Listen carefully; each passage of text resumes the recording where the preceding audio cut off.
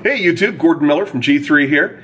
All right, so the next in our installment of what to do if you have a small business, I've got a couple of pointers. So I asked my father when I first got started with my first company back in 1993, what do I need to be in business? And my father said, well, you only need two things. First of all, you need an American Express card. And I've been an American Express card member since 1995, since first starting the business. And so I've been a member for over 20 years. Before that, I worked at the University of Virginia Tech. I was faculty there and traveled for the university, and they had us use an American Express card, just a regular card, in order to be able to charge our travel expenses. But you know, I tell you what, I love American Express for a couple of reasons. So first of all, they never treat you like a child as long as you pay your bill.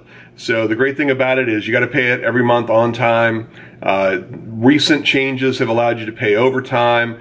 But the great thing is that as long as you meet your requirements, you don't go over your limits, or most of them don't have any spending limits. But within reason, they'll definitely work with you. And in fact, I had an opportunity to buy a car while I was traveling. I found a very rare 2005 BMW Z4M Roadster, and it was $25,000 at the time. And so I called American Express and said, hey, you know, can I buy this car up to $30,000? Can you pre-approve me? And they let me put it on my American Express card, so it was great. So there are all kinds of things that you can do, and as long as you organize and plan and manage the opportunity well. There's still always a great, great opportunity to have a Visa card. We have a Visa card with Capital One, and I think Capital One has pretty good corporate rates. We have a $5,000 limit, and we use it for anything that, for anyone that doesn't take American Express. But most everybody takes American Express these days. I have had problems with vendors and with purchases that didn't arrive or things like that. The points have been great. You typically accrue a point for every dollar that you use, and then you have an exchange rate for turning them into cash. I spend about $100,000 a year on our American Express card for the company, and so over a course of the first 10 years, I accrued 1 million American Express points. Well, I was able to turn those 1 million American Express points into all kinds of opportunities. Did travel and gifts that we gave to clients and things like that. But anyway, it's a great opportunity to be able to use that effectively, because you never know when something's going to come up. You need to buy something, and you don't want to have a limit like you have with a MasterCard or a Visa. Up to us, within reason, they'll let you do pretty much just about whatever you want to do. The next thing that my father said you needed, other than an American Express card, is a FedEx account number. Now, my hat's off to my friends at FedEx. So in the 23 years we've been in business, they have never, ever once missed a shipment. So, for sure, FedEx, thank you very much.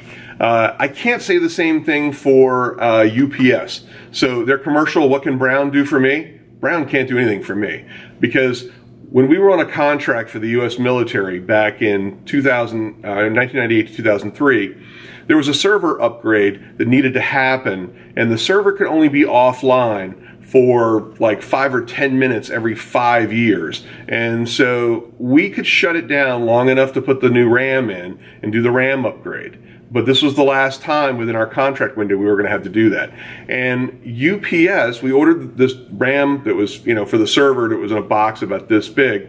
Well, it fell down behind the racks inside the UPS truck, and they delivered the RAM 6 months later, tried to deliver it to us. They did a search, couldn't find it. They clean the trucks out every 6 months after the Christmas holiday season, and they were washing the trucks down and cleaning them, and they found it wedged in behind the rack that had fallen off the rack and fallen down behind the between the wall of the vehicle and the rack. So they tried to deliver it.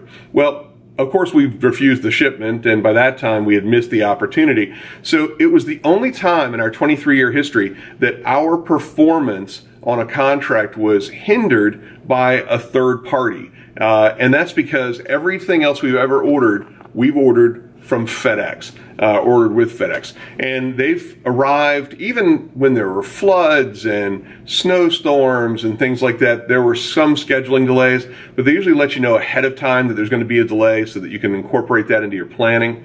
There was no issue like that with UPS. It was just simply their misuse and mismanagement of the opportunity. So it cost us dearly. Obviously, we've managed to continue on with what we're doing. It didn't hurt us necessarily, but it was an opportunity to update that system, and we didn't get that opportunity until the next contract cycle. So anyway, those are just two of the things that you need. Again, an American Express card and a FedEx account number. I bill all of our stuff through our FedEx account number. I've given our FedEx account number to people who need to ship me something. They're like, look, I'll stick it in the mail to you. And I'm like, no, why don't you go ahead and just use our FedEx account number, ship it to us, we'll pay for it. It arrives, one day, and the cost is a lot higher than you're going to get with the post office or with UPS. But for 100% on-time service and for the opportunity to be able to trust the relationship that you have with FedEx, it's amazing. And then American Express, the great thing is we've used our Business Platinum card to be able to do just about anything. We've gotten concert tickets when we're on vacation. I've been traveling for business, and my hotel reservation got messed up and my room was given away because I got there after 2 a.m. and I called the concierge service, and at 2 a.m. they found me actually a better room for one night, 3 or 4 blocks away. And so I got a suite for the same price I was going to pay for my other room. And it was just a great deal. And, we distribute gold cards to all of our employees that have to charge for us because the annual fees are cheaper.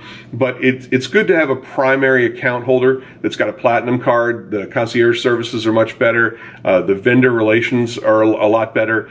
We've had charges that have been charged on there that are fraudulent, and so those charges come off immediately. We've had up to $10,000, $15,000 worth of charges over the last 5-10 years where the card number's been compromised, and we get that money back into our account. We don't owe it, and they work it out with the vendors, or it's covered by whatever insurance policy there is. So it's a terrific opportunity. Again, have an American Express card, platinum for the primary holder, gold cards for everybody else in the company that need charging privileges, and then a FedEx account number. And those are the two things that will get you started off on the right path. All right? Sounds good.